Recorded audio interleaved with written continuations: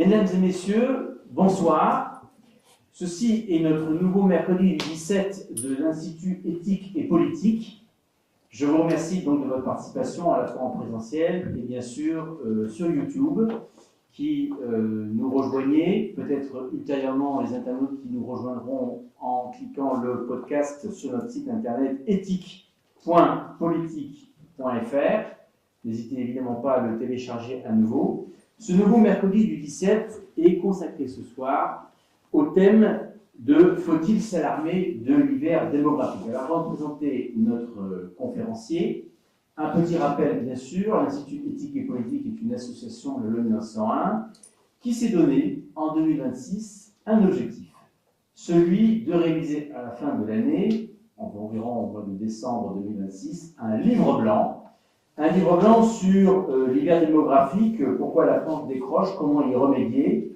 Et je veux dire que quand notre association a choisi ce thème de son année de travail avec vous, ici en présentiel et aussi sur Internet, eh bien, nous avons eu le nez fin. Nous avons eu le nez fin parce qu'on ne parlait pas encore, autant peut-être qu'on va le voir dans l'actualité immédiate, de cette question cruciale pour notre nation, je dirais presque même pour notre civilisation.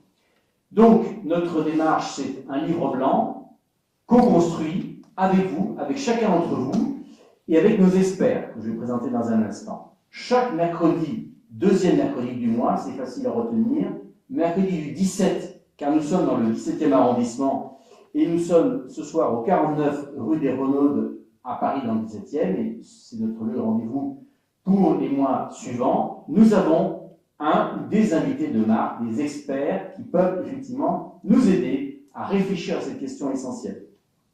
Alors, notre prochain rendez-vous, je le donne tout de suite pour ne pas l'oublier, ce sera mercredi 11 février. Le thème sera « Investir dans la famille » et nous aurons un économiste, Jean-Didier Lecaillon, pour nous aider à éclairer cette question. Mais ce soir, tout de suite, je remercie infiniment de sa venue, Monsieur le Recteur, Gérard-François Dumont.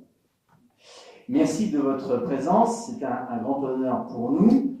Je vous représente rapidement, si tant est que bien sûr certains d'entre vous ne vous connaîtraient pas. Vous êtes professeur à l'Université Paris-Sorbonne. Après avoir été membre du Conseil économique, social et environnemental, vous dirigez aujourd'hui une revue que je montre à nouveau sur la caméra. Voilà, c'est la revue Population et Avenir. Donc, n'hésitez pas à consulter ce magazine, cette revue qui est sur abonnement. Il y a un site internet, Population et Avenir. Donc, vous êtes le directeur scientifique de cette revue. Alors, vous êtes vice-président de l'Académie de géopolitique de Paris, auteur de plus de milliers de publications dans les différentes langues scientifiques sur la question démographique. Vous avez bien connu Alfred Folly, peut-être que vous me rappellerez. Et puis, je ne saurais citer tous les ouvrages que vous avez pu réaliser, une quarantaine, je crois, mais je cite au moins quelques-uns. Les migrations internationales aux éditions CBS, Population, peuplement et territoire en France, c'est là dont on va parler, aux éditions Armin Collin. Alors, comme je le disais, nous ne pensions pas être aussi près de l'actualité, et en choisissant ce soir la date à laquelle vous intervenez, monsieur le professeur, monsieur le recteur, nous le savions encore moins, car nous avions fixé cette date du 14 janvier, il y a très longtemps, et sans savoir qu'hier, l'INSEE a publié des résultats sur la situation démographique française, et donc j'aurais presque pu dire qu'on a cru ou on croirait que nous vous avons invité pour les commenter. Voilà, en fait, il y a une convergence exceptionnelle, et justement, on va pouvoir entrer dans le débat. Alors, monsieur le professeur, quelques questions de ma part, puis nous donnons la parole à la salle et à Internet. Nous pourrons être amenés à voir si des internautes qui peuvent utiliser la fonction chat et poser des questions, après elles sont lues par notre caméraman, et vous pourrez y répondre. Nous consacrerons donc le plus de temps possible aux questions. Ma première question pour ma part est, alors là, pour le coup, après cette publication de l'INSEE, sommes-nous vraiment entrés dans l'hiver démographique de la France? Et j'oserais dire, finalement, n'était-il pas si prévisible que cela? ou en tout cas à quelle date on aurait dû normalement tirer la sonnette d'alarme. Bien, d'abord, merci de votre il faut peut-être. Prenez bien en attendant. Voilà. Merci d'abord de votre invitation et félicitations effectivement pour cette concordance entre la date de cette rencontre et la parution par l'INSEE du bilan démographique de l'année 2025, parce qu'il est vrai que l'INSEE a été en avance de quelques jours par rapport aux années précédentes. Bon, en fait, ce bilan ne nous apprend pas grand-chose lorsqu'on avait anticipé ce qui pouvait se dérouler. Je voudrais d'abord rappeler que l'expression hiver démographique est un élément que j'ai mis en évidence dès les années 70 pour la raison suivante.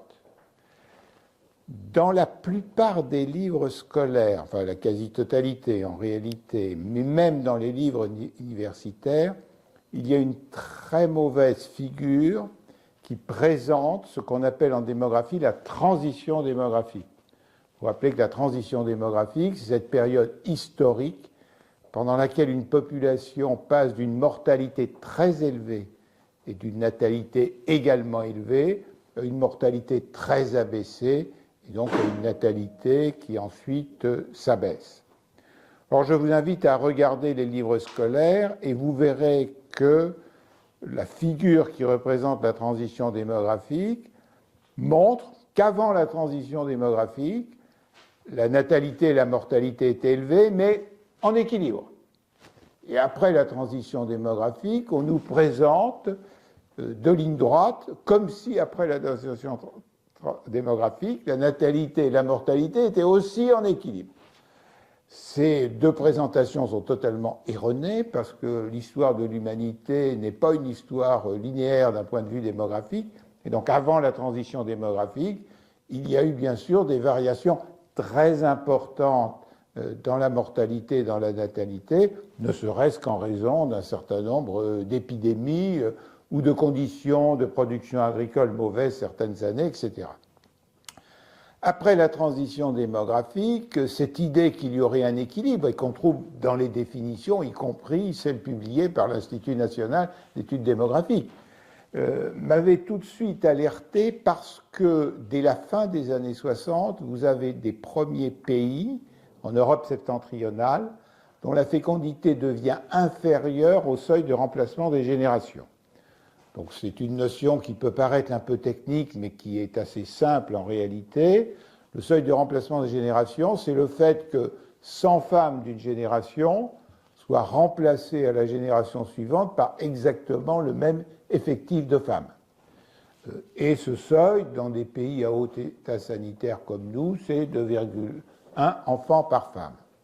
Et donc je voyais apparaître une situation où la fécondité était en dessous de 2,1 enfants par femme, et bien entendu, compte tenu de la logique de longue durée des questions démographiques, cela allait forcément engendrer l'absence d'équilibre qui était annoncée dans les figures. Et donc il fallait trouver une expression pour désigner cette situation d'une fécondité inférieure au seuil de remplacement des générations, donc inférieure au seuil de 2,1, et donc j'ai proposé cette expression d'hiver démographique. Et donc l'hiver démographique, lorsqu'il perdure, c'est-à-dire vous avez forcément, compte tenu des logiques d'inertie en démographie, vous pouvez avoir un taux de natalité ou un nombre de naissances qui reste relativement élevé si les femmes en âge de procréation sont encore relativement nombreuses.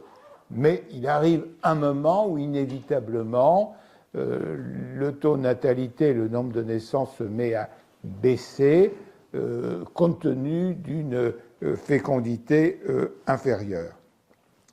Et donc cette transition démographique, elle est en fait suivie d'une période post-transitionnelle dont l'intensité de la fécondité peut être extrêmement variable selon les pays. Concernant la France, la période post-transitionnelle a été une période caractérisée par trois éléments. Le premier élément, c'est que la France a connu un renouveau démographique d'après-guerre largement supérieur à celle des autres pays européens. C'est la raison pour laquelle, d'ailleurs, la France a, depuis la Seconde Guerre mondiale, eu un poids géopolitique relativement important, parce qu'elle est sortie de cette petite France qui stagnait à 40 millions d'avant la Seconde Guerre mondiale.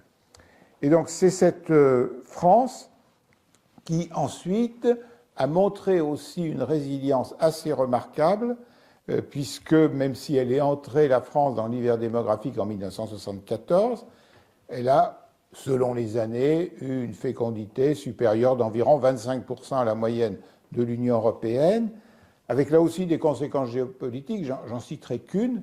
Lorsqu'il y a eu le Brexit et qu'il a fallu redistribuer les sièges au Parlement européen, la France a gagné 5 sièges au Parlement européen, alors que l'Allemagne, qui avait un hiver démographique beaucoup plus intense, n'a gagné que 0 siège. Et pourtant, c'était et c'est toujours le pays le plus peuplé.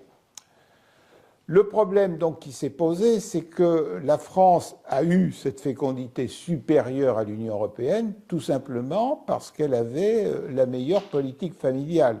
Et lorsqu'on étudiait s'il y avait une corrélation en Europe entre les niveaux de fécondité des pays européens et la politique familiale, la corrélation était bonne. C'est-à-dire les pays européens qui avaient le mieux de politique familiale avaient la fécondité la plus élevée, et ceux qui avaient le moins de politique familiale avaient les fécondités les plus basses. Et ce caractère résilient dû à la bonne qualité, même si elle n'était pas parfaite à l'époque de la politique familiale, nous l'avons bien vu en 2008. Crise économique, pendant 2 ans, baisse du produit en France comme dans d'autres pays européens. Dans la plupart des pays européens, effet sur le nombre des naissances. Les gens s'appauvrissent et donc la fécondité se met à baisser après la crise de 2008. Exception, la France. Aucun effet de la crise économique sur la fécondité parce que justement nous avions encore une politique résiliente. Alors je termine peut-être sur ce premier point pour préciser qu'évidemment tout a changé au milieu des années 2010, puisque ont été remis en cause les principes qui fondaient la politique familiale de la France, c'est-à-dire le principe d'universalité, l'aspect transpolitique et également son caractère multiniveau. Tout ça a été remis en cause tout en même temps au milieu des années 2010. C'est la raison pour laquelle, dès 2014, j'ai annoncé que la fécondité allait largement baisser, ce qui s'est produit. Pardon, je vous interromps juste une seconde. Je vous en prie. 2010, c'est les années 2010, nous sommes sous le quinquennat de M. Sarkozy. Est-ce que c'est plutôt sous le quinquennat Sarkozy ou sous le quinquennat Hollande ? Alors, effectivement, c'est là où, dans les institutions publiques, il y a une façon de présenter les choses qui ne correspond pas à la réalité. On veut évidemment nous faire croire que la fécondité aurait baissé depuis 2010. C'est totalement faux. La fécondité en 2014 est encore de 1,99 enfants par femme. Et je vois que l'INSEE hier a corrigé en mettant 2 enfants par femme pour 2014. Mais là, si vous voulez, il y a quelque chose de pas très scientifique dans la présentation, parce qu'on veut nous faire croire, alors que la baisse, elle a vraiment commencé qu'en 2015, c'est-à-dire après l'ensemble des décisions qui ont été prises et ces grands rabotages de la politique familiale. Vous pouvez nous les rappeler pour être précis ? Alors, les grands rabotages de la politique familiale se sont exercés dans tous les domaines. D'abord, la suppression du principe d'universalité, c'est-à-dire la mise sous condition de ressources des allocations familiales, la très forte baisse du quotient familial, la diminution considérable des possibilités de prendre un congé parental, et parallèlement un recul important des possibilités de conciliation vie professionnelle et vie familiale, dans la mesure où cet objectif de conciliation, il était surtout dans les mains des communes, qui créait des crèches, qui créait des relais assistantes maternelles, et qu'on a vu au milieu des années 2010, donc sous le quinquennat Hollande, un effondrement des dotations globales de fonctionnement aux communes, qui du coup n'avaient plus suffisamment de moyens pour faire en sorte de satisfaire les besoins de services d'accueil à la petite enfance. Et d'ailleurs, il y a un rapport officiel qui a précisé que les objectifs qui avaient été fixés en la matière n'ont été atteints qu'à 16%. Donc c'est dire combien l'évolution a été négative. Et puis troisième point négatif, tout un ensemble de décisions en matière de logement qui ont conduit à une politique malthusienne du logement, ce qui fait que les couples ont beaucoup moins d'espoir, s'ils souhaitent agrandir leur famille, de pouvoir avoir accès à un logement plus grand. Alors la France est souvent présentée, j'ai un micro qui s'éteint à chaque fois, la France est souvent présentée pour son mauvais exemple dans certains domaines, voilà, la dette, les prélèvements obligatoires, etc. Et la natalité, aujourd'hui, effectivement, avec une taux de fécondité qui est tombé à 1,56, on pourrait penser que c'est carrément un mauvais exemple. Mais néanmoins, replaçons un instant la France dans un contexte de l'OCDE, pour nous limiter bien sûr aux pays qui nous sont les plus proches par notre philosophie politique économique. Comment se sort la France par rapport au reste des autres pays de l'OCDE? Est-ce que cet hiver démographique dont on parle n'a pas des excuses finalement pour la France et se trouve être finalement pris dans un mouvement plus mondial ou mondialisé? Alors, bien entendu, il y a des phénomènes mondiaux dans les processus démographiques. Mais comme je le montre dans mon dernier livre sur la géographie des populations, c'est qu'en réalité, ces processus mondiaux ont des diversités extrêmement grandes selon les pays. Pour le dire, si vous voulez, peut-être plus clairement, certains pensaient qu'il y aurait une convergence dans les trajectoires démographiques des différents pays du monde. C'est exactement le contraire qui se passe. On a un monde de plus en plus fragmenté en matière démographique, avec des dynamiques extrêmement diversifiées, que ce soit dans l'intensité des évolutions ou dans le calendrier d'évolution. D'autant plus qu'il convient de tenir compte de ce que j'ai appelé l'effet tir à l'arc. C'est-à-dire qu'un faible écart de fécondité, s'il perdure, engendre à terme des écarts extrêmement importants. Comme quand vous tirez à l'arc, un tout petit écart au départ, et puis au lieu de taper dans le mille, votre flèche va totalement à côté. Donc ça, c'est un élément essentiel à prendre en compte.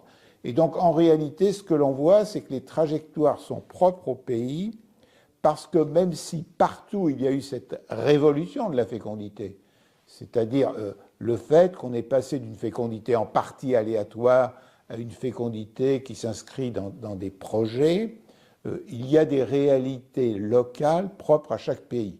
Alors, on peut en citer comme ça quelques-unes en passant. Prenons le cas de l'Allemagne. L'Allemagne a deux problèmes. Le premier problème, c'est que sa politique familiale n'est pas vraiment adaptée aux besoins des familles, tout simplement parce qu'elle verse une allocation familiale au premier enfant. Alors ça peut paraître très bien et c'est très sympathique pour les familles qui ont un premier enfant.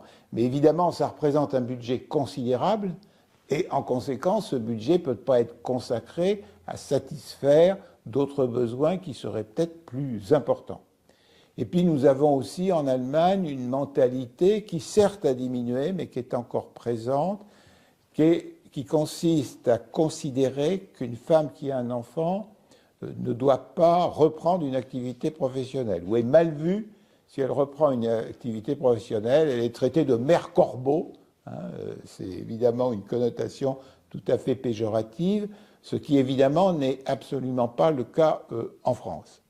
D'autres éléments peuvent jouer d'un point de vue culturel entre des pays comme la France qui, je dirais, acceptent les naissances, quel que soit le statut juridique des parents, donc que les parents soient mariés ou non, et puis des pays comme la Chine, le Japon, la Corée du Sud, etc., où là, par contre, sans mariage, c'est quasiment impossible d'envisager qu'un enfant puisse naître, et donc ceci, évidemment, participe d'une fécondité beaucoup plus basse. Donc, Chaque pays a ses caractéristiques, je viens d'en évoquer quelques-unes, ce qui est toujours étonnant, par exemple, quand on étudie l'abaissement de la fécondité au Japon, eh bien dans le lot, il y a le harcèlement paternel, c'est-à-dire en fait des entreprises qui n'acceptent pas qu'un de leurs collaborateurs qui est de sexe masculin puisse organiser son emploi du temps en fonction du fait qu'il souhaite faire un partage des tâches avec son épouse pour l'éducation des enfants. Et donc on en est là. Si par contre vous allez en Corée du Sud, la grosse difficulté effectivement, c'est le caractère toujours très patriarcal de la société, que évidemment les femmes coréennes n'acceptent pas, et donc j'ai publié toute une étude parce que je souhaitais expliquer pourquoi la Corée du Sud a la fécondité la plus basse du monde, 0,7 enfants par femme. Voilà. Donc c'est ce que j'ai fait dans cette étude, dont je pourrais vous donner les références si vous le souhaitez. Et puis concernant la Chine, il y a plein de spécificités explicatives, dont notamment le système des populations flottantes, qui sont des populations qui, si elles ont un enfant, l'enfant n'est pas reconnu et ne peut pas profiter du système éducatif et du système de protection sociale. Donc tout ça réfrène la natalité, ça concerne quand même 300 millions de personnes. Donc en fait, si vous voulez, il faut toujours en démographie, c'est vrai pour l'urbanisation, c'est vrai pour les migrations, c'est vrai pour le vieillissement et c'est vrai bien entendu pour le mouvement naturel, bien considérer qu'à côté de processus semblables, la déclinaison de ces processus se fait d'un point de vue géographique de façon extrêmement diversifiée selon les pays, compte tenu des spécificités de chacun des pays. Alors, au sein de l'OCDE, il y a un pays que vous n'avez pas cité, pardon, mais vous avez peut-être des données, je ne sais pas, qui est quand même assez particulier, c'est Israël, oui, qui est avec un taux de 3 enfants par femme. Oui. Donc, comment expliquez-vous cette singularité occidentale? Je range évidemment Israël dans les rangs de l'OCDE. Alors là aussi, je pourrais vous renvoyer sur mes études, sur ce que j'ai publié sur Israël. Ce qui est très intéressant en Israël, c'est que nous avons la chance de disposer de statistiques de fécondité, d'abord en fonction du caractère arabe ou juif ou chrétien ou druze de la population, mais également en fonction du degré de religiosité.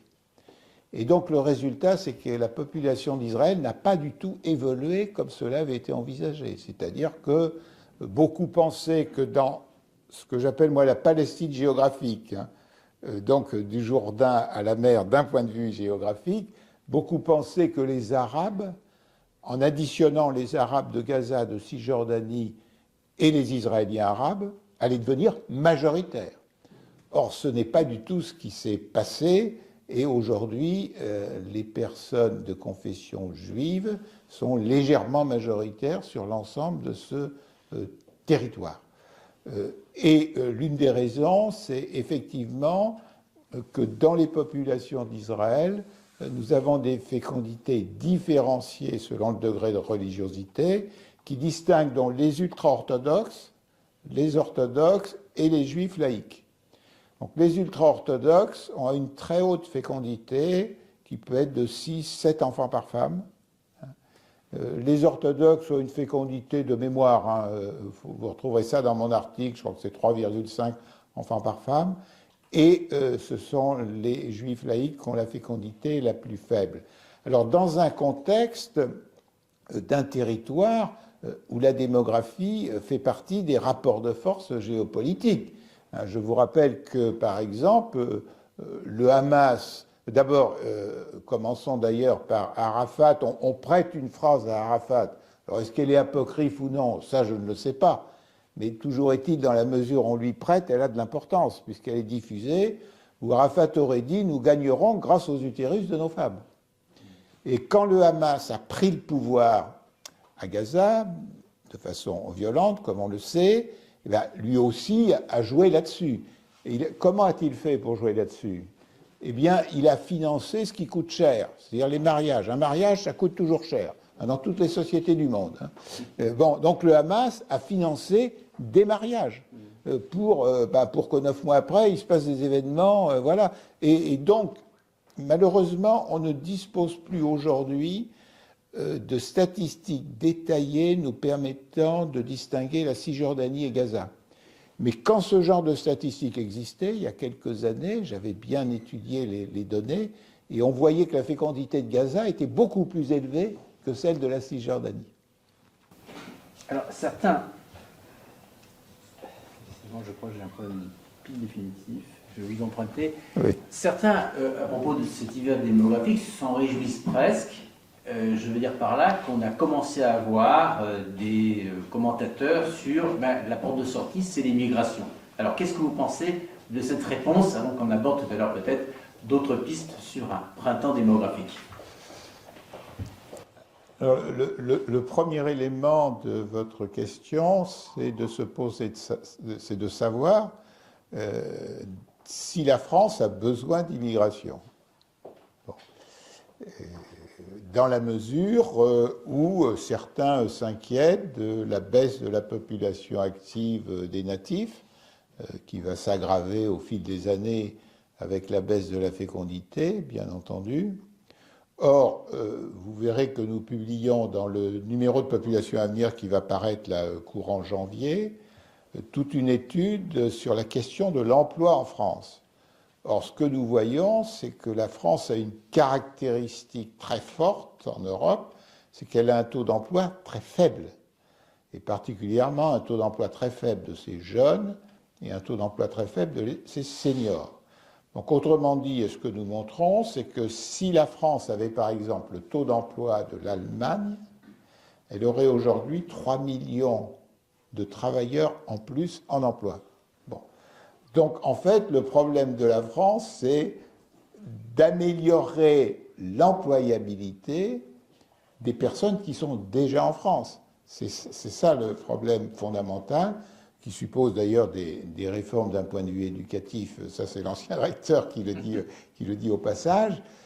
Mais cela veut dire que même si la France s'inscrit forcément, et il n'est pas question que la France mette un mur de Berlin autour de son territoire, ça serait complètement aberrant, cela va de soi.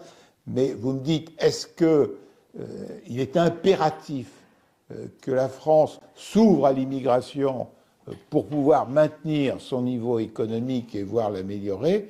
Et la réponse, elle est non, dans la mesure où la réponse, elle est dans l'amélioration du taux d'emploi. Alors justement, nous allons y venir. En tout cas, je terminerai par là. Et je rappelle encore à nouveau, à nos venus en présentiel comme en distanciel, n'oubliez pas que l'ensemble des données très précises que nous donne Monsieur le recteur sont dans cette revue Population et Avenir. On peut supposer, c'est l'affaire des saisons, après un hiver, il y a un printemps. Peut-être qu'après l'hiver démographique, on peut souhaiter un printemps démographique, mais en tous les cas, qu'est-ce qu'il faudrait en termes de politique publique pour encourager ce printemps démographique, monsieur le recteur? Alors, je vous remercie de cette question parce qu'elle me permet de préciser un autre élément. Donc, j'ai évoqué le fait que les principes de la politique familiale ont été complètement remis en cause au milieu des années 2010. Alors, l'un d'entre eux avait été remis en cause sous le gouvernement de Lionel Jospin en 1998, mais à cette époque-là, le Parti communiste s'était mobilisé avec la droite pour obliger Lionel Jospin à revenir à l'universalité, ce qui fait que celle-ci n'avait été suspendue que pendant une durée très symbolique de 9 mois, du 1er janvier 1998 au 30 septembre 1998, pour être précis. Dans cette évolution, dans cette remise en cause de la politique familiale, ce qu'il en reste aujourd'hui, toute une partie relève de la politique sociale. C'est-à-dire qu'on a multiplié les prestations sous conditions de ressources, avec des seuils qui changent périodiquement, des conditions d'octroi qui changent aussi en permanence. Et donc, nous sommes dans une situation où la politique familiale de la France est aujourd'hui en très grande partie une politique sociale. C'est-à-dire que l'idée de ceux qui ont opérer cette transformation, c'était de dire la politique familiale ne doit plus s'intéresser à tout le monde, elle est là uniquement pour aider les familles en difficulté. Et là est le vrai problème, c'est-à-dire que est-ce que la politique familiale et la politique sociale sont de même nature? Et l'analyse que j'ai pu conduire sur ce sujet met en évidence que les deux sont de nature totalement différente. La politique familiale est là pour accompagner les familles, quelles qu'elles soient. La politique sociale a des caractéristiques propres qui ne correspondent pas à celles de la politique familiale. Premièrement, la politique sociale suppose un événement fondateur dommageable, c'est-à-dire quelqu'un qui se met à souffrir d'un handicap, une famille qui vient d'avoir des difficultés sociales parce que les parents, par exemple, se sont retrouvés au chômage et il n'y a pas assez de revenus, alors que la politique familiale a pour cause première, me semble-t-il, un heureux événement. Alors que la politique sociale naît d'un événement malheureux. Et d'ailleurs, si ce qui serait heureux d'ailleurs, si aucun Français n'avait de difficultés sociales, on n'aurait pas besoin de politique sociale. Malheureusement, la vie est de telle façon que, à telle ou telle période, des personnes peuvent se retrouver en difficulté. Donc, premièrement, l'événement fondateur d'une action de politique familiale et d'une action de politique sociale sont des événements totalement différents dans leur nature. Deuxièmement, et ce qui est essentiel, c'est que la politique familiale, elle doit accompagner la famille pendant au moins toute la période d'éducation, c'est-à-dire au moins jusqu'à 18 ans. La politique sociale, au contraire, elle se veut temporaire. Donc son objectif, c'est d'arriver à aider la personne à sortir de sa difficulté sociale et donc que ceci dure le moins de temps possible. Donc voilà, une famille qui est au RSA, dont les parents sont au RSA, l'idée c'est quand même d'essayer de les sortir du RSA pour qu'ils aient des conditions professionnelles et de revenus satisfaisants et qu'ils n'aient plus besoin de l'aide de la politique sociale. Donc ça, c'est absolument essentiel. Et évidemment, entre le caractère pérenne que doit avoir la politique familiale et le caractère temporaire que doit se fixer la politique sociale, alors qu'il peut être tout simplement une famille qui a peut-être de bons revenus, mais qui ne sait pas gérer son budget. Donc, il faut lui apprendre à gérer son budget. Bon, et puis quand elle l'a appris, normalement, la politique sociale n'a plus à intervenir. Et puis, bien sûr, le champ d'application, c'est-à-dire que le champ d'application de la politique familiale doit concerner toutes les familles.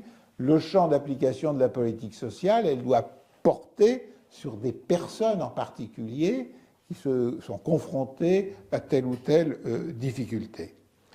Donc, cette confusion qui a été faite entre politique familiale et politique sociale est une confusion évidemment dommageable, et fait qu'on ne fait bien ni la politique familiale ni la politique sociale depuis que cette confusion a été mise en œuvre. Alors pour l'avenir, quels seraient donc les objectifs qu'il faudrait poursuivre pour faire renaître une politique familiale? Le premier objectif, à mon sens, c'est de comprendre qu'il est nécessaire de respecter le premier mot qui est au fronton de nos mairies, c'est-à-dire le mot liberté. Nous sommes aujourd'hui dans une société où les décisions qui ont été prises donnent à toutes les femmes et à tous les couples la liberté de ne pas avoir d'enfants. Les méthodes de contraception sont prises en charge par la collectivité et si la contraception échoue ou n'est pas suivie, l'IVG est également pris en charge par la collectivité. Donc tout le monde a la liberté de ne pas avoir d'enfants. Mais pour que le plateau soit équilibré, cela suppose aussi une politique qui permette la liberté du choix du nombre d'enfants. Et c'est cette liberté qui aujourd'hui n'existe pas. C'est la raison pour laquelle j'avais proposé qu'on ajoute à la phrase qui a été mise dans la Constitution au sujet du droit à l'avortement, une phrase sur le droit à avoir un enfant, qui devrait être dans la Constitution pour que les choses soient égales. Donc c'est le premier objectif qui est absolument essentiel et qui a été largement gommé par tous les rabotages depuis le milieu des années 2010. Le deuxième élément, c'est la question de la lisibilité. Ce qui reste de politique familiale aujourd'hui est devenu complètement illisible. Illisible parce qu'il y a une multitude de mesures avec des conditions qui sont modifiées périodiquement, des seuils que l'on change, donc il n'y a plus de lisibilité. Et la meilleure preuve, nous l'avons en ce moment, puisque vous avez vu qu'il a été décidé par l'Assemblée nationale de modifier le congé de naissance. Cette modification, l'Assemblée nationale a voté qu'elle devait s'appliquer au 1er janvier 2026. Et qu'est-ce qu'a répondu le gouvernement? Eh bien, on est incapable d'appliquer cette modification au 1er janvier 2026. Et donc le gouvernement a dit, on va essayer de faire pour le mieux, mais il va nous falloir des mois pour l'appliquer. Donc vous voyez, on vote une loi qui ne pourra pas être appliquée compte tenu de la complexité du système que l'on a mis en place. Donc il faut retrouver une politique familiale qui ait de la lisibilité, et ceci suppose une extraordinaire simplification de la politique familiale, un refus de changer en permanence les dénominations des prestations familiales, parce que là aussi, les noms changent au fil des années, et c'est insupportable, et évidemment, ça perd de la lisibilité. Enfin, le troisième élément, c'est la pérennité. La pérennité parce qu'un couple qui souhaite avoir un enfant ou un enfant supplémentaire, il sait bien que ça ne s'élève pas ni en 3 mois ni en 6 mois. Et donc, il faut qu'il croie que l'accompagnement de l'État, que ce soit à travers les allocations familiales, à travers le quotient familial, à travers le développement d'aide de services à la petite enfance, à travers aussi une politique du logement qui ne soit pas malthusienne, il faut qu'il ait confiance dans cette évolution. Vous voyez bien que cette confiance, elle est remise en cause en permanence. La dernière décision, ça a été de reporter la majoration des allocations familiales qui vient d'être décidée. Donc c'est une perte de confiance, donc on ne sait pas de quoi ça fait l'avenir. Et donc, bien entendu, il faut comme objectif, un objectif de pérennité. C'est d'ailleurs la raison pour laquelle j'ai toujours été défavorable au financement de la politique familiale par l'impôt, parce que ça suppose une remise en cause à chaque loi de finances. Et alors qu'il faut une stabilité des recettes, enfin, une stabilité qui ne peut pas être parfaite, mais enfin une visibilité sur les recettes qui permettent de financer la politique familiale. Donc voilà pour moi, si vous voulez, les 3 objectifs qu'il conviendrait de se fixer. Merci beaucoup pour ces précisions. Alors on va profiter de faire poser des questions par la salle.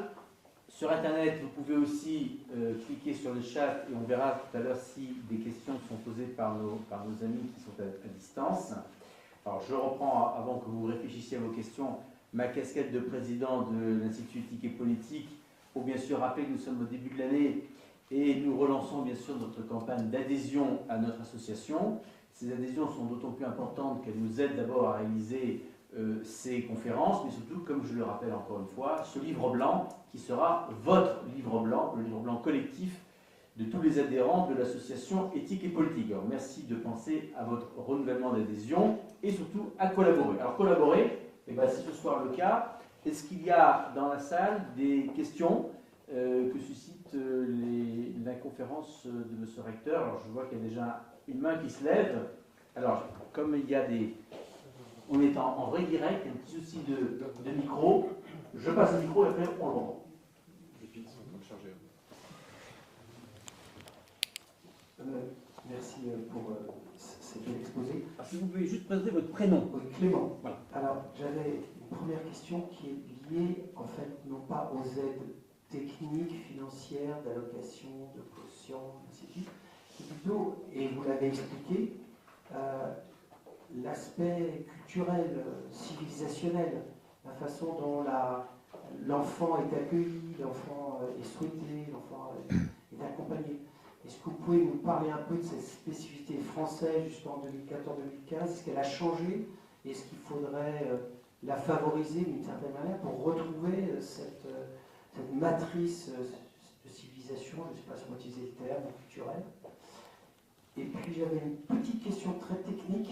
En fait, vous parlez du sujet du logement malthusien. Moi, c'est un domaine que je connais un petit peu, l'immobilier, et je ne vois pas très bien le lien entre la politique démographique malthusienne et le sujet de l'accès au logement plus grand. Voilà. Merci. Merci de vos deux questions. Sur la première question, je ne vais pas commencer par l'aspect culturel. Je voudrais d'abord préciser pourquoi en 2014 j'ai annoncé que la fécondité allait nettement baisser. Parce que, en fait, il découle de ceci que la politique familiale est en fait le facteur central, explicatif de la baisse de la fécondité, même si le contexte culturel exerce des effets sur les politiques qui sont décidées. Et qu'en la matière, le grand changement culturel, ça a été le fait que nous avons eu pendant 3/4 de siècle une politique familiale transpartisane. Je rappelle qu'elle a été commencée d'être mise en place par la loi de 1932, qui était une loi qui a été votée en même temps par la droite et par la gauche, que le quotient familial après la Seconde Guerre mondiale a été voté à l'unanimité des deux chambres, et que ce caractère transpolitique, il est aussi apparu en 98 dans l'exemple que j'ai donné tout à l'heure. Donc on a bien là un changement alors culturel ou idéologique, si vous voulez, qui fait qu'il y a eu une évolution. Alors ce qui s'est passé quand même, c'est que donc dans toutes ces dernières décennies, la politique familiale a quand même connu un certain nombre de variations. Et lorsqu'on regarde ces différentes variations, c'est-à-dire, donc si vous voulez, du milieu des années 70 au milieu des années 2010, il y a eu des décisions de politique familiale positives et des décisions négatives. Et ce que l'on voit, c'est que la corrélation avec l'évolution de la fécondité a été parfaite. C'est-à-dire que les années de décisions positives de politique familiale, la fécondité a remonté, et les années de décisions négatives, la fécondité a baissé. Et c'est la raison pour laquelle j'ai pu, moi, en 2014, dire « mais ça fait des décennies que c'est comme ça, donc si vous mettez à bas trop les principes de la politique familiale, ça va baisser ». Et c'est d'autant plus intéressant que je vous rappelle ceci, que ce n'était pas du tout l'avis des instituts qui suivent ces questions. Hein, vous pouvez retrouver des articles de l'Institut national démographique qui vous disent que les naissances vont remonter. Et puis, quand l'INSEE, en novembre 2021, fait des projections démographiques, son scénario central, c'est 1,8 enfants par femme, c'est-à-dire ne prend pas en compte qu'on est dans une période de décroissance de la fécondité compte tenu de tous les rabotages, et qui plus est, son scénario le plus bas, c'est une fécondité à 1,6 enfants par femme à partir de 2030. Or, chacun sait ici que nous y sommes déjà. À 56. Voilà. Donc, il est clair que vous voyez ce qu'il en est. Alors, les aspects culturels, ce qui est dans un pays, si vous voulez, comme la France, ce qui est intéressant de les noter, c'est lorsqu'on regarde la géographie de la fécondité. C'est-à-dire, historiquement, on constate, depuis qu'on dispose de statistiques, que le sud-ouest français a toujours une fécondité inférieure à la moyenne nationale. Et puis on constate qu'il y a des départements, alors qui ont toujours une fécondité supérieure à la moyenne nationale. Alors bien sûr, il y a le cas des départements qui ont un pourcentage élevé d'immigrés pour d'autres raisons. Vous avez par exemple un département comme la Mayenne qui a toujours une fécondité supérieure à la moyenne nationale. Donc, ce qui veut dire que dans le tréfonds culturel, il y a des éléments de pérennité. Ou bien, si vous comparez la fécondité de l'Ardèche et de la Creuse, eh bien, ce sont deux départements ruraux dont on pourrait penser comme ça, vu de loin, qu'ils auraient dû, depuis un siècle, avoir exactement la même fécondité. Eh bien, pas du tout. Parce que, voilà, les mentalités ne sont pas les mêmes. Et donc, il en résulte que la fécondité de la Creuse a toujours été inférieure à celle de l'Ardèche. Donc, les éléments culturels jouent, sans aucun doute. Et ces éléments culturels, alors on les voit jouer en France, on les voit jouer à l'étranger aussi. Alors culturelle et parfois religieuse. Par exemple, si vous regardez les statistiques des États-Unis, clairement, il y a un État où la fécondité est beaucoup plus élevée que les autres. C'est l'Utah, hein, c'est-à-dire avec les Mormons, voilà, une fécondité nettement plus élevée que la moyenne. Donc vous avez raison de dire, votre question est tout à fait justifiée, c'est-à-dire les éléments culturels jouent, mais ils ne doivent pas masquer dans les dynamiques, puisqu'évidemment la fécondité de la Mayenne aujourd'hui n'est pas la même que celle qu'elle avait il y a 40 ans.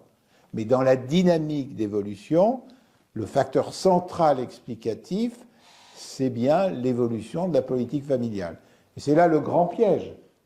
Le grand piège, c'est ceux qui ne veulent pas reconnaître la réalité que l'on ne peut que constater pourtant, ils vont disserter sur les causes sociologiques, etc., parce qu'ils ne veulent pas voir la réalité que la politique familiale, c'est comme la politique économique, eh bien, elle a des effets sur le comportement des populations. Alors oui, vous aviez un second point sur le logement.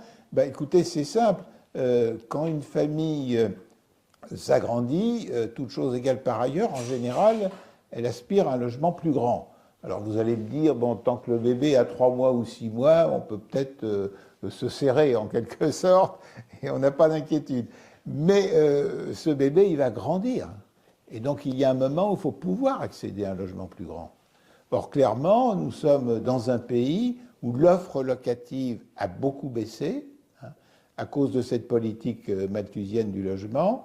Et donc, tant qu'effectivement on ne retournera pas vers une politique du logement qui permet de développer notamment l'offre locative, parce que c'est surtout sur cette question de l'offre locative que le bas blesse, eh bien, beaucoup de familles renonceront à un enfant supplémentaire dans un contexte de difficulté à avoir un logement, dans la mesure aussi, et pardonnez-moi, je vais encore parler du prochain numéro de Population à venir qui sort ce mois-ci, où nous avons une étude sur le logement, et nous montrons en particulier que le poids du logement dans le pouvoir d'achat des ménages a considérablement augmenté en France. Et vous le savez certainement d'ailleurs, je n'apprends pas grand-chose, mais l'une des raisons, c'est effectivement une politique inadaptée par rapport aux besoins, et en particulier, par exemple, il faut assouplir le fameux zéro artificialisation nette, qui est un élément défavorable à une politique familiale du logement. Alors, juste pour compléter, donc il y a à la fois la crise du logement qui est connue aujourd'hui, l'effondrement des constructions, mais il y a aussi le fait qu'il y aurait eu une politique favorisant que des F1 et des F2 et jamais de logements plus grands, c'est ça ? Oui, c'est vrai aussi, parce qu'il y a un certain nombre de normes qui fait que parfois un F1 est considéré comme un F4 dans les reportings, comme disaient les Américains. Il y a les deux, tout à fait. Est-ce qu'il y a une autre question dans la salle ? Alors, jeune homme, je me déplace. Bonjour, merci pour... Juste présenter votre panneau. Auguste, pardon, excusez-moi. Oui, je disais que vous avez oublié un point très déterminant, c'est l'égoïsme, en fait. C'est la valeur psychologique des individus, que je vois au début, que je pensais que chez les femmes, mais en fait, j'ai remarqué chez les hommes aussi. Et en fait, avoir son train de vie, à faire ses vacances le week-end, à aller dans tous les pays, un maximum de pays dans le monde, à être cadre si possible à peine 10 ans plus tard, même pas. Et en fait, on a oublié ce qui est tout d'abord fondamental, c'est tout d'abord nettoyer devant sa porte avant d'aller faire s'occuper des autres ou d'aller accomplir des objectifs très très loin. Et surtout les humains, alors, je dis ça vraiment pour tout le monde, parce que au sein même des populations immigrées, donc hors France et hors européenne, leur taux de natalité était beaucoup plus élevé il y a encore quelques décennies. Et aujourd'hui, il chute à tel point que, à peine 2 générations plus tard, ils ne veulent plus faire d'enfants. Je pense à ce niveau-là, ils sont occidentalisés. Et je pense que les humains ne se rendent pas compte que du matériel dont ils disposent, de la technologie, du savoir, n'importe quel cynicard de nos jours vit, il pourrait être un dieu comparé à son ancêtre d'il y a à peine 3 siècles. Voilà, on a des voitures, tout ça, et je crois qu'on ne se rend pas compte de la chance qu'on a, et il n'y a pas besoin d'avoir une Renault électrique au bout de 5-10 ans. On n'a pas besoin d'aller à Amsterdam tous les week-ends. Voilà. Tout cet argent peut être mis sur les enfants, et ensuite sur l'investissement. Et voilà, c'est tout ce que je veux dire. Je pense qu'il y a l'aspect vraiment psychologique qui est oublié au sein de ce travail. Merci. Alors, des Landau plutôt que des Renault électriques, c'est ça. Il y avait aussi, alors, à la fois, est-ce que cette question qui peut être culturelle joue ou pas dans les causalités? Et puis, il a été fait une remarque intéressante, la différence de natalité qu'il y a effectivement entre les populations immigrées de première génération et de deuxième ou troisième génération. Est-ce que vous pouvez le confirmer ou pas?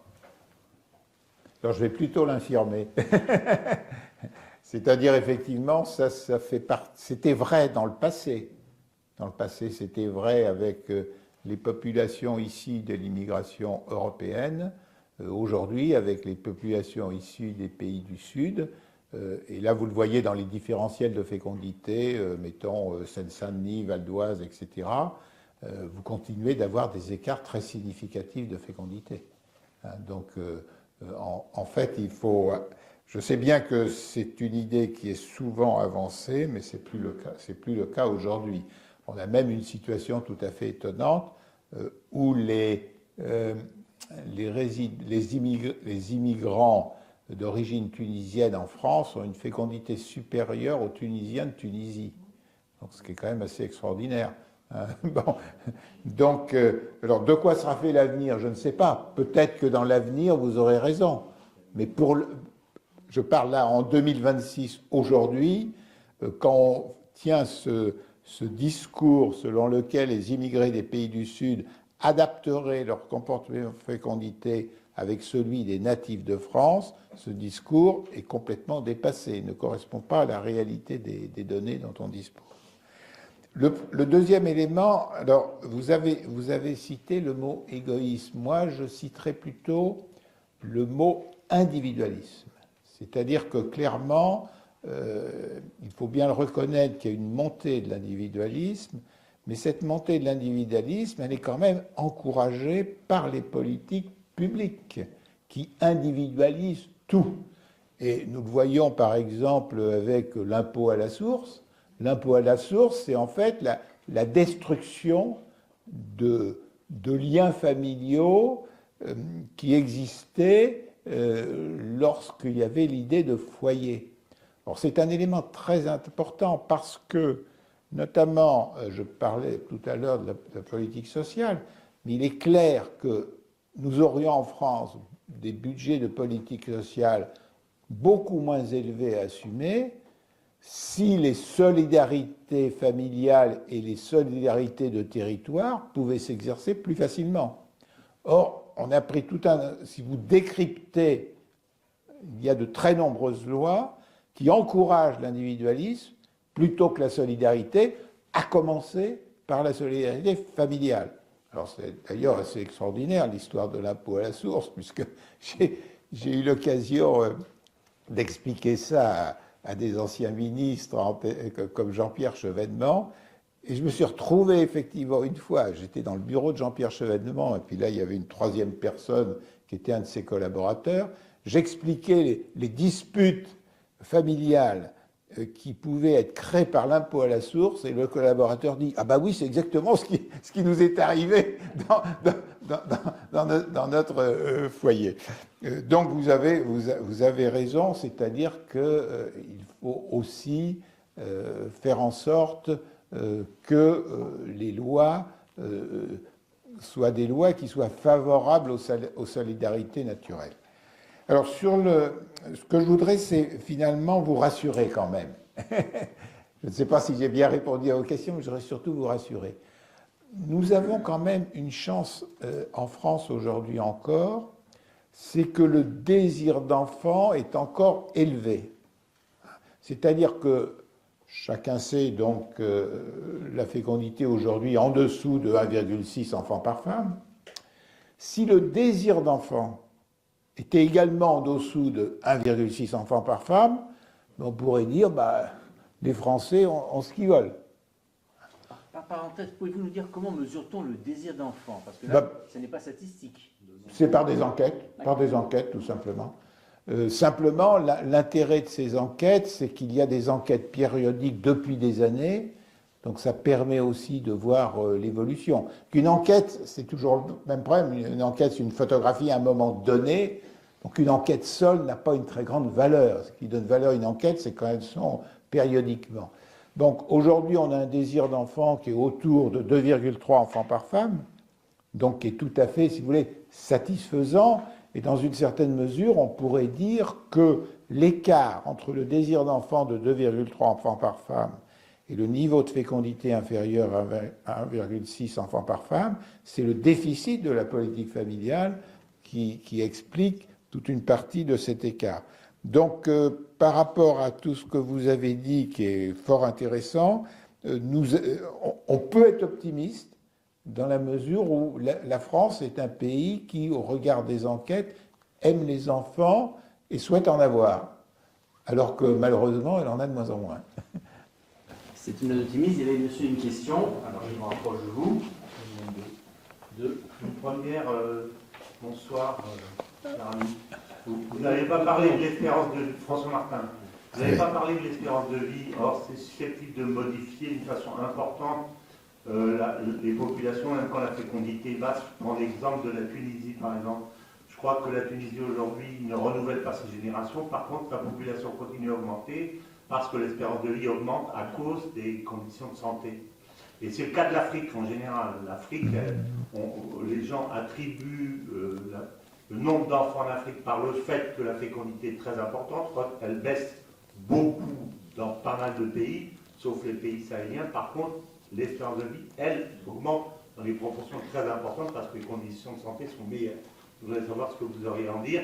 Et la deuxième question, je voudrais que vous nous parliez de la Chine, si vous avez des éléments là-dessus. Parce qu'on sait que la Chine se prépare à un hiver démographique très grave à cause de sa politique. Qu'est-ce qui est vrai et qu'est-ce que c'est susceptible d'apporter comme conséquence dans les années, je crois que c'est 2030, autour de 2030, que véritablement il y aura une chute très grave de la fécondité et du nombre et de la population. Merci, excusez-moi. Je vous en prie, merci. Et la première sous-question, je la sous-amenderai par la question de la retraite, dont on n'a pas encore parlé, mais est-ce qu'il y a encore un avenir pour le régime par répartition? Merci de la qualité de vos questions. Donc, bien entendu, tout ce que vous avez dit est juste, c'est-à-dire que l'évolution d'une population doit prendre en compte à la fois l'évolution de la fécondité et puis l'évolution de l'espérance de vie. Ça, il n'y a aucun doute de ce côté-là. Et donc, l'espérance de vie, et d'ailleurs, j'ai eu des débats encore récemment à ce sujet à l'occasion d'une audition au Parlement, puisque il y a des gens qui veulent rejeter tout simplement l'indice de fécondité, alors que c'est un indice qui est ce qu'on appelle un indice transversal, qui est de la même nature que l'espérance de vie. Alors, autant personne ne rejette l'espérance de vie, parce que tout le monde voit bien que la canicule de 2003, l'espérance de vie a tout de suite mesuré les conséquences, la pandémie Covid-19, idem. Voilà, donc c'est un élément essentiel. Alors concernant la Chine, j'ai publié pas mal d'articles sur la Chine, encore récemment. Effectivement, moi j'ai toujours pensé que la Chine, d'abord, avait pris des décisions absurdes dans sa politique coercitive. C'est-à-dire qu'en fait, on avait affaire à des gouvernements qui ont paniqué et qui ne connaissaient pas les processus démographiques. Alors pourquoi ont-ils paniqué? Ils ont paniqué à cause du grand bond en avant. Donc nous sommes dans les années 60, et donc Mao Tse-tung décide qu'il veut faire encore davantage de collectivisation. Ce davantage de collectivisation se traduit par une production agricole qui s'effondre, par une surmortalité épouvantable. Il faut savoir que le fameux grand bond en avant là, des années 60 en Chine, ça représente en nombre de morts ce qu'a représenté en France la guerre de 14. C'est considérable. Et bien entendu, dans cette période, les naissances baissent aussi, puisque la fertilité baisse considérablement, puisque les gens ne sont pas assez nourris. Les mariages ne se font pas, parce que quand la situation économique ne permet pas de financer les mariages, on ne les fait pas.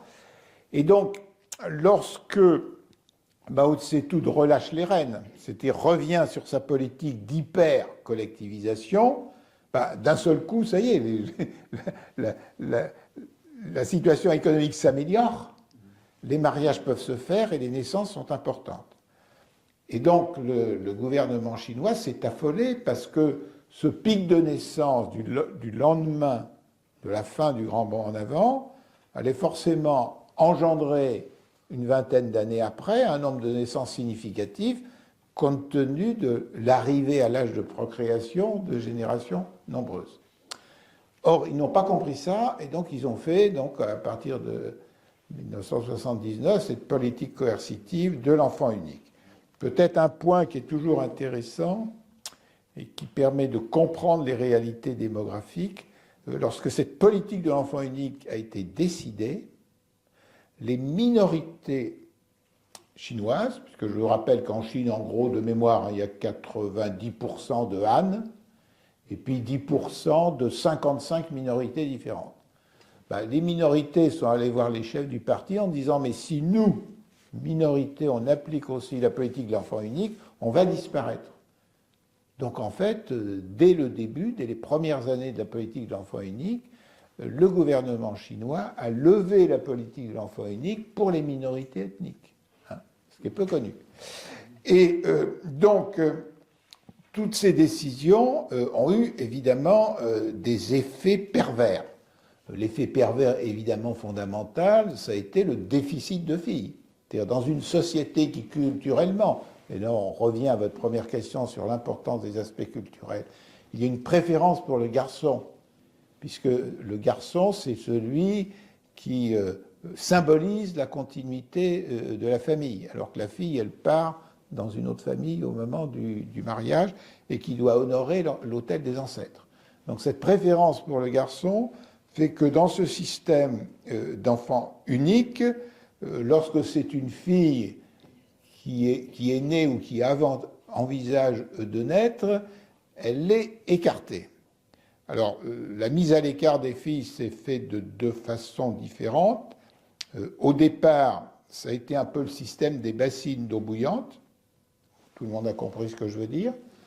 Donc, quand le fœtus n'avait pas cette chose extraordinaire qui fait la supériorité de l'homme sur la femme, ou son infériorité, je ne sais plus d'ailleurs, malheureusement. Et puis après, il y a eu l'échographie. Et donc là, ça s'est fait différemment. C'est-à-dire l'échographie permettait de savoir le sexe de l'enfant à naître, et donc c'était l'avortement. Donc vous aviez des cliniques qui proposaient des forfaits échographie-avortement.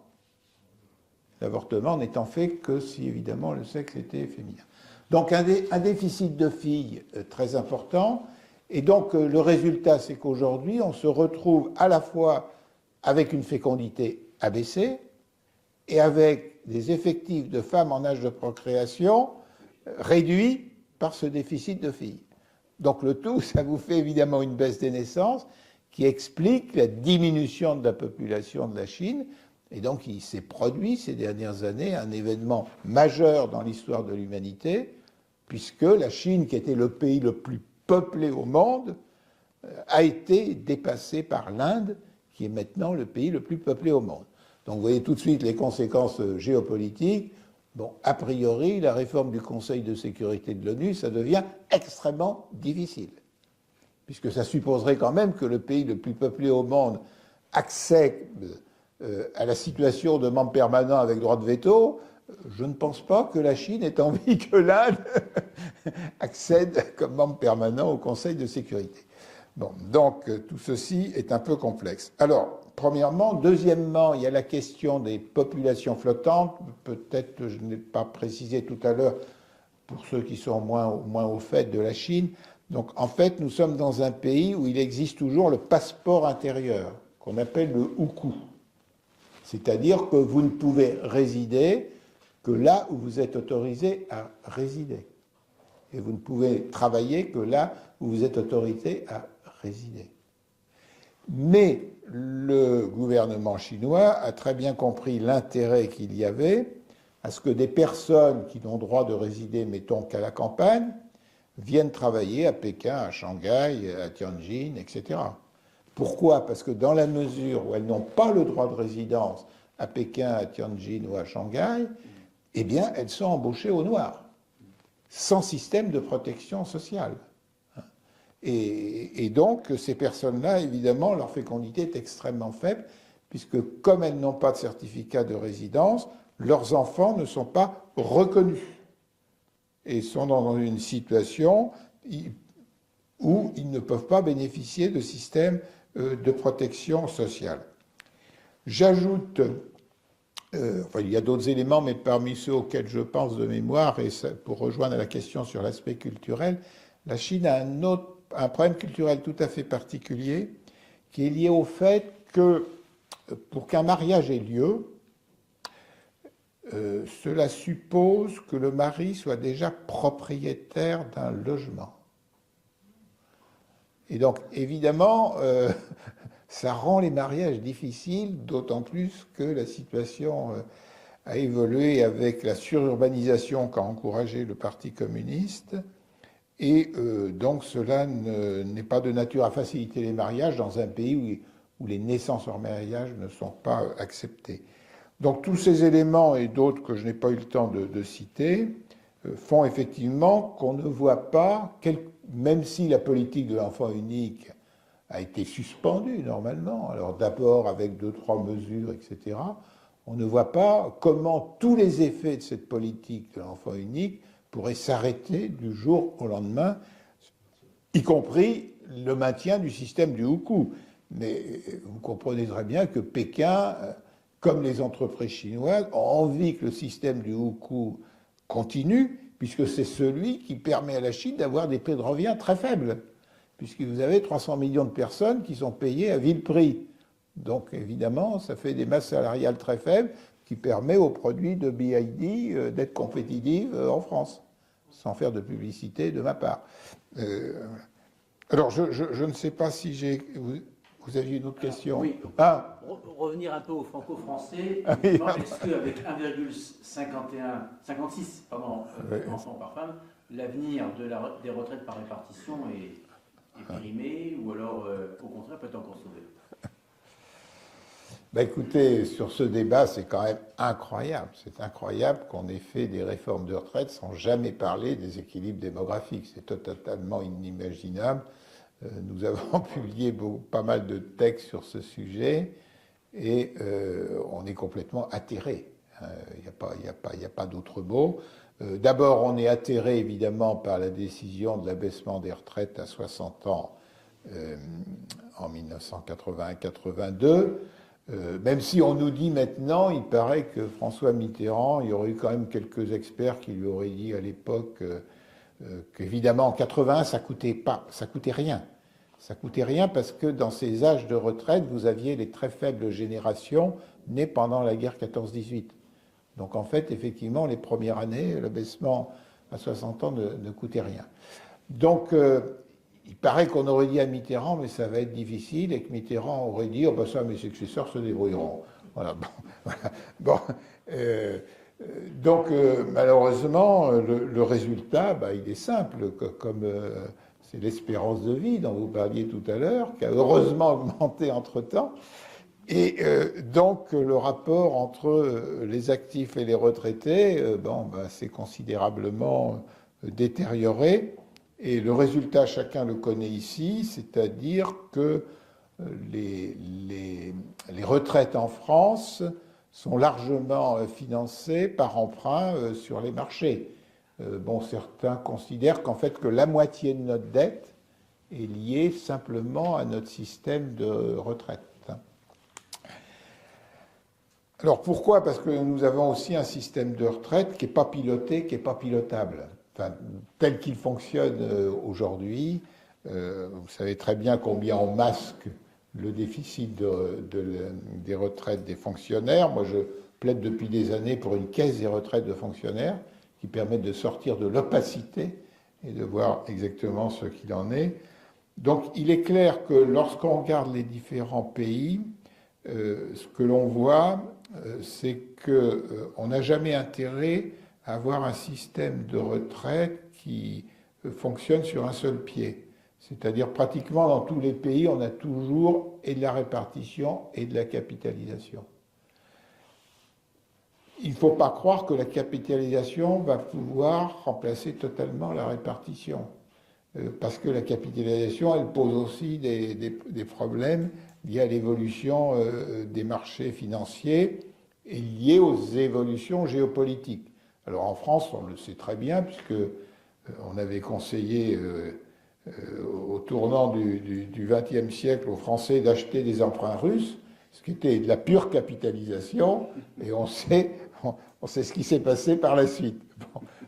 Donc la réalité, c'est que bien entendu, il faudrait empêcher la détérioration de ce rapport actif-retraité, donc augmenter le taux d'emploi, comme je l'évoquais tout à l'heure, allonger évidemment, retarder l'âge de départ à la retraite beaucoup plus rapidement que ce que l'on a fait, bien sûr, et puis parallèlement organiser une capitalisation, sachant qu'en réalité la capitalisation existe dans une certaine mesure en France. D'abord, elle existe pour les fonctionnaires à travers la fameuse pas RATP, R1,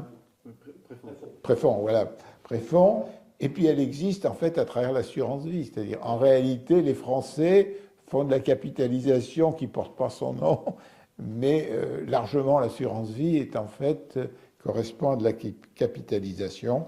Donc pour moi l'avenir des retraites ce sont des réformes de notre système de répartition et c'est le développement de la capitalisation et puis aussi la responsabilisation des partenaires sociaux, puisqu'on voit bien que l'Agirc-Arrco a montré que les partenaires sociaux avaient la capacité de gérer un régime.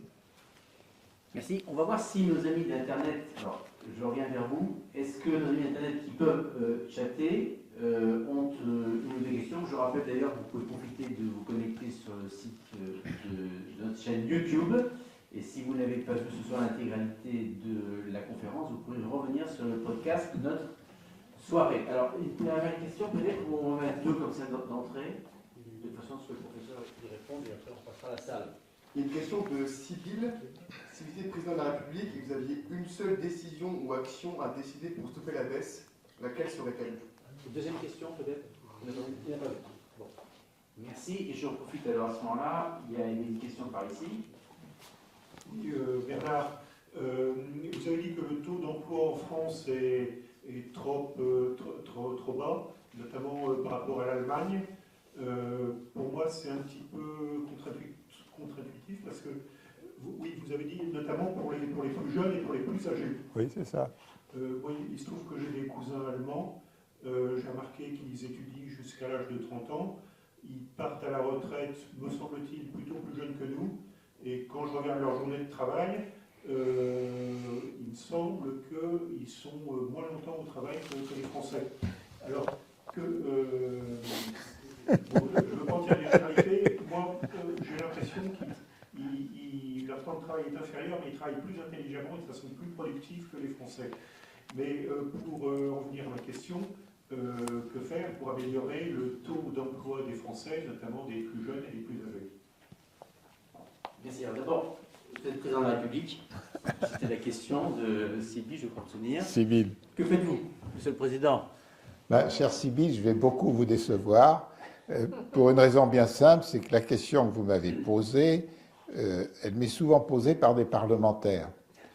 Comme s'il y avait une décision qui déclencherait d'un seul coup une situation nettement meilleure en matière de politique familiale. Puisque la politique familiale, c'est en fait comme les touches d'un piano, c'est-à-dire qu'il faut que ça joue sur les différents besoins auxquels sont confrontés les couples qui souhaitent un enfant ou un enfant supplémentaire. D'ailleurs, la politique familiale doit répondre à 3 questions que se posent les couples. La première question, est-ce que si j'ai un enfant, mon pouvoir d'achat ne va pas trop s'effondrer? Est-ce que si j'ai un enfant, je vais avoir quand même des possibilités, au moins à terme, d'un logement plus grand? Et troisième question, dans le désordre, est-ce que je vais pouvoir concilier vie professionnelle et vie familiale? Donc vous voyez, pour répondre déjà à ces 3 questions, il y a au moins 3 mesures, 3 mesures à prendre. Donc je suis désolé, Sibylle, de vous... Ce qui est certain, par contre, c'est que si je suis président de la République, je n'utiliserai pas des mots absurdes au sujet des questions démographiques. Donc j'éliminerai le mot qui a été prononcé par un président de la République et que je ne veux pas reciter ici. Je refuserai aussi, comme le font un certain nombre de politiques, de parler de politique nataliste. C'est complètement aberrant. Une politique nataliste, ça a une connotation coercitive qui est complètement aberrante. Et en plus, le problème d'une politique familiale, c'est pas de permettre la naissance à un moment donné, c'est d'assurer l'accompagnement de la famille tout au long des charges d'éducation. Et donc, ça concerne la famille dans sa totalité et dans sa pérennité, et non pas cet unique moment où il y a une naissance qui survient à un moment donné.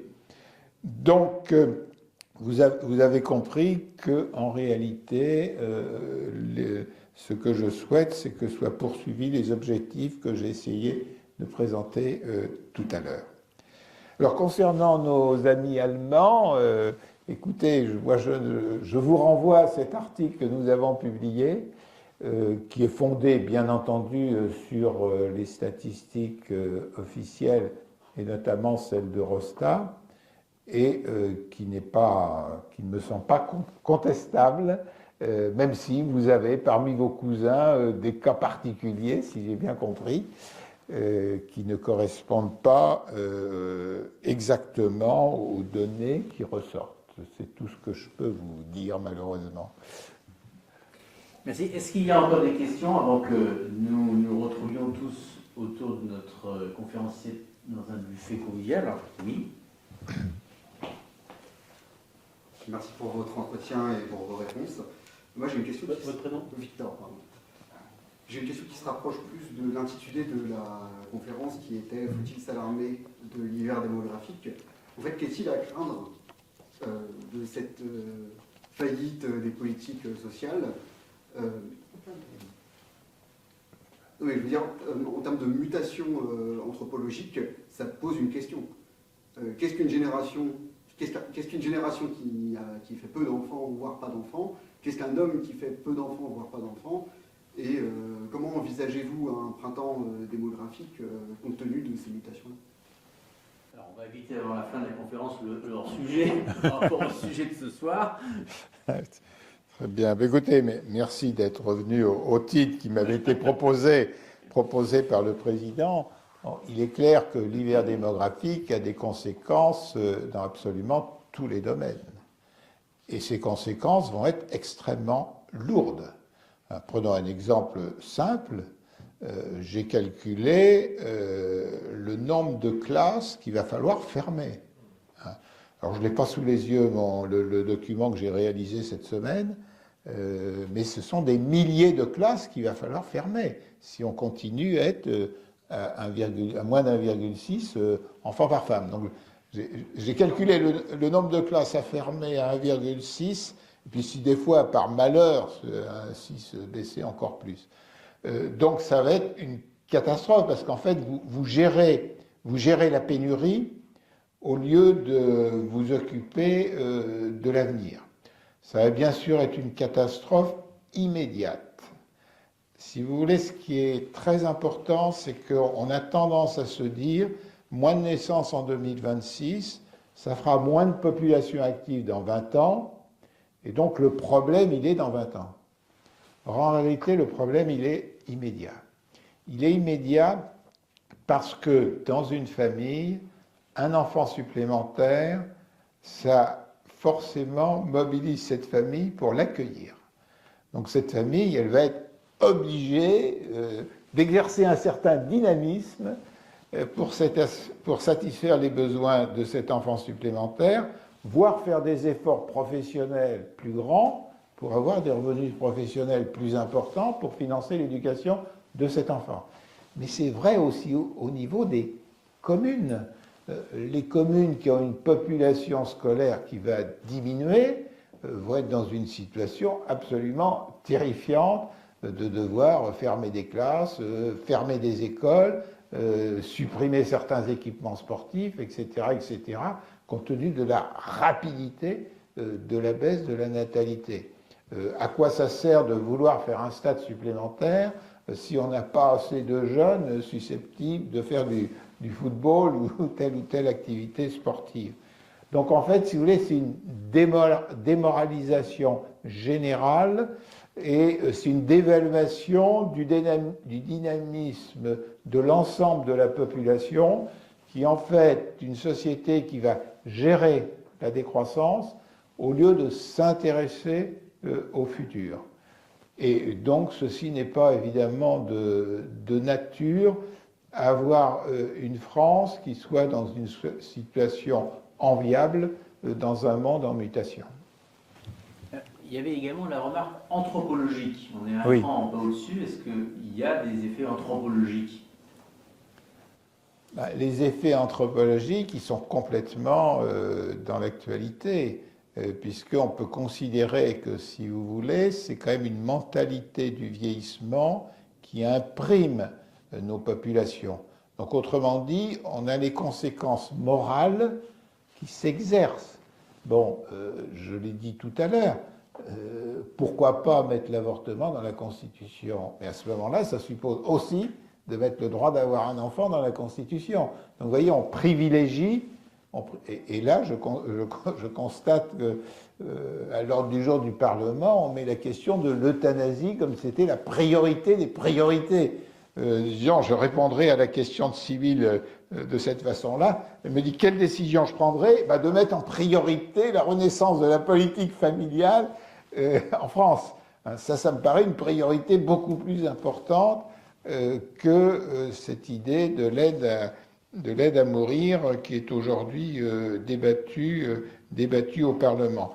Donc effectivement, tout ça relève des conséquences morales d'une population qui survieillit compte tenu de sa baisse de fécondité. Merci. Et vous avez fait allusion tout à l'heure en introduction, il y a une mission d'information à l'Assemblée nationale sur la question démographique. Vous avez donc été reçu par des groupes parlementaires. Est-ce que juste, et ce sera peut-être le mot de la fin, vous pouvez nous dire ce que vous leur avez dit, on le comprend, c'est à peu près la synthèse de ce soir, mais néanmoins les réceptions que vous avez eues a priori des parlementaires qui vous ont reçus. Écoutez, c'est difficile votre question, parce que c'est pas moi, je ne peux pas être jugé parti. Ce que je peux dire quand même, c'est que le fait que cette mission existe est une bonne nouvelle. C'est tardif, je pense qu'il aurait mieux valu créer ce genre de mission en 2014. Si vous voulez, ce qui est quand même problématique en France, c'est qu'on lance des réformes sans étude d'impact. Alors que, bien entendu, en 2014, l'étude d'impact... Moi, j'aime à comparer ce qu'on a fait en politique familiale avec ce qu'on a fait en politique énergétique. C'est exactement la même chose. On avait pris des grandes décisions, qu'on allait fermer Fessenheim, qu'on allait fermer 14 centrales nucléaire, qu'on allait développer les énergies non nourales et tout, sans étudier vraiment les études d'impact. Alors, on a fini par revenir en partie dessus. Je voudrais qu'on revienne aussi sur la politique familiale d'ailleurs. C'est quand même, ça c'est absolument terrifiant. Alors attendez, quelle était votre question déjà? Je suis parti sur autre chose. Pardon. Est-ce que vous avez senti Ah oui, pardon, oui, pardon. parlementaires qui vous ont reçu, et peut-être Bon. selon leur sensibilité, une réception, une écoute à ces questions?